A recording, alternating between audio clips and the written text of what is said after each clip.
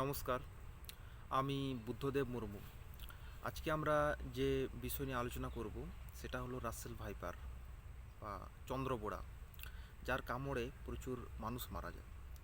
তো এই সাপটি খুবই ভয়ঙ্কর, বিষাক্ত সাপ। মাঠে এই সাপটিকে প্রায় দেখা যায়।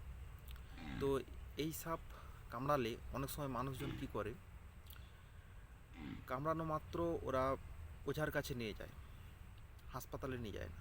তো এই সাপ কামড়ালে প্রথম যে করণীয় সেটা হচ্ছে প্রাথমিক চিকিৎসা কেন্দ্রে প্রথমে ওই যাকে কামড়েছে ওকে দেখাতে হবে।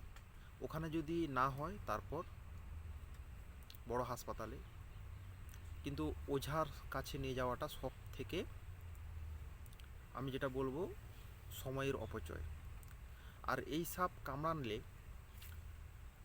যাকে কামড়েছে তার সঙ্গে কিডনিতে অ্যাটাক করে।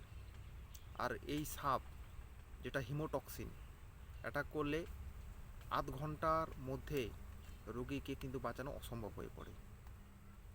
তা যত তাড়াতাড়ি সম্ভব এই সাপ কামড়ালে সময় অপচয় না করে ওঝার কাছে না গিয়ে আগে প্রাথমিক চিকিৎসা কেন্দ্রে নিয়ে যান, তারপর বড় হাসপাতালে বড় ডাক্তারকে দেখাবেন, কিন্তু ওঝার কাছে একদমই নয়। আজকাল যেখানেই দেখো খালি ওঝা, কুসংস্কার প্রচুর। এই রাসেল ভাইপার কামড়ালে শরীরে যে রক্তকণিকা থাকে আমাদের, ওই রক্তকণিকাগুলোকে ধ্বংস করে দেয়। এক কথায় বলতে গেলে,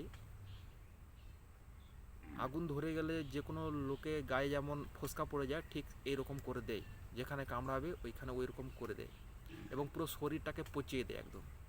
রাসেল ভাইপারের মতো বিষাক্ত সাপ পৃথিবীতে আর একটাও আছে বলে আমার মনে হয় না। তাই দয়া করে এইসব কুসংস্কারে পা দেবেন না। নিজে ভালো থাকুন, সুস্থ থাকুন, পরিবারকে সুস্থ রাখুন।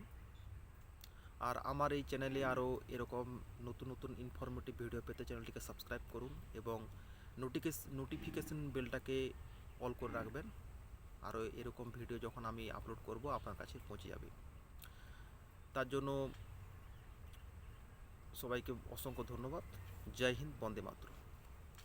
নিজে ভালো থাকুন, পরিবারকে সুস্থ রাখুন। নমস্কার।